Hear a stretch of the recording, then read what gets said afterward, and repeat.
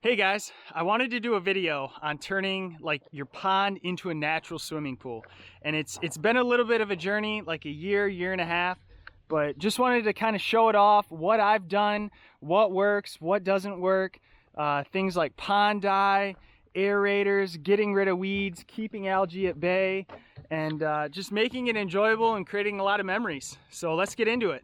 The first thing I would recommend, and it's what I did personally, is just taking an inventory of what you have. Like what your natural water level is in the springtime, summertime, the fall, winter. What weeds are already established that you know you're gonna have to get rid of. And kind of start from there. Like that's the principle that you should be following first, is like seeing what nature's doing and how I can improve on it or change it, or do things over time that is going to create the ecosystem or like the property I want to have. And so that was the first thing I did, is taking measurements of the pond, seeing like where the deep areas are, the shallow areas where there's like a bunch of weeds that need to be eradicated, like how I want this to be set up, where I want my beachfront, all that stuff. So that would be the first thing I would recommend. Definitely taking an inventory and just seeing what you guys have. Once that part's done, the fun begins. And that's the two things that every like recreational pond or natural swimming pool has to have. And the first one is an aerator. So I have a solar aerator set up over there. I've actually done it in like a previous video. I'll try to link it if I can, just like the setups and tips, tricks, things I've learned along the way.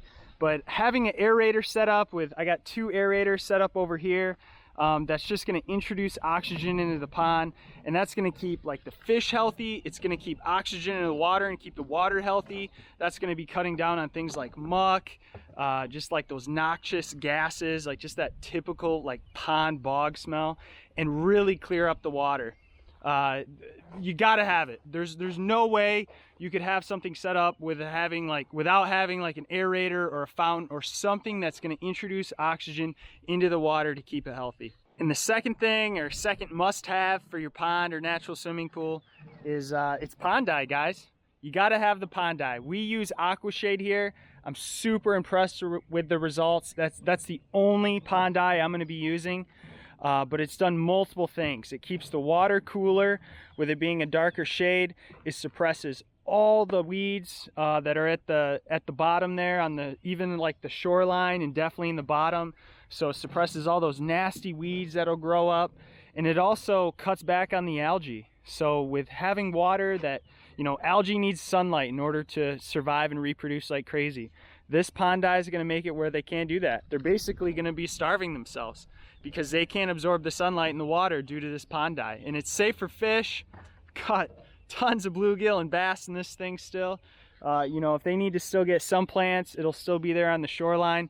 But it just makes it an awesome experience to swim in here and not have to deal with all that like nasty, slimy algae, seaweed crap that no one wants to deal with when they're swimming. Another thing that sticks out to me that's totally worth the investment is building like your own sandbar or like your own beach. I brought in 10 yards of sand, cleared out all this stuff, cleared out all the weeds, cut them down to nothing, killed them all back, and then just spread like 10 yards of sand here with a tractor, just all the way around here, around the dock, around the pond swings here, and it just makes for a so much better experience. Instead of it being muddy or like grass, there's something legit about coming out here, having sand to be on. Just totally makes it worth it. You guys got to do that too. The final thing, and it's the necessary evil to discuss, is cost. What does it cost to do all of this? So the first thing is excavating a pond. If you don't already have a pond, excavating a pond. Here in the Midwest, specifically Michigan, for like, quarter acre, maybe half acre, you're gonna definitely start at $5,000 and up. So depending on how, like what it takes for them to get in, the depth, all that fun stuff, it's gonna vary by contractor or, excavating company. So that's where I would definitely plan on at least $5,000 for that. Next thing is aerator. So solar aerator with a battery backup. That was like 500, 600 bucks with everything. You know, you can find a lot of DIY kits on Amazon, tons of YouTube videos on how to do it yourself. Really good videos out there on what to do. Next thing, aquashade, the pond dye. So 60 bucks a bottle. Apply it like every 4 to 6 weeks, but for me, I have like I end up going through like the whole bottle when I apply it, just based on the depth and things like that with the pond. So plan on that. And then the sand here that I did, the 10 yards, that was 180 bucks delivered. So I got a tractor, made it really easy to spread it, but you know, you could use a wheelbarrow, have it dumped pretty close, and just go to town over a weekend and get it done. But that's what I would plan on, and that's where I would start.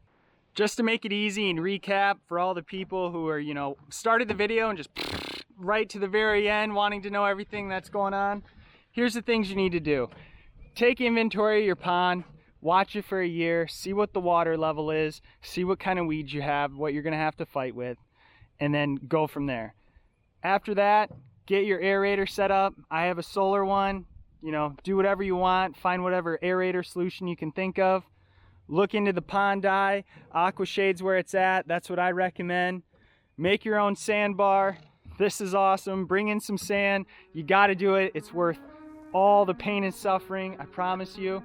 And make sure to get out there and enjoy it. All right, guys, I'll catch you later. See ya.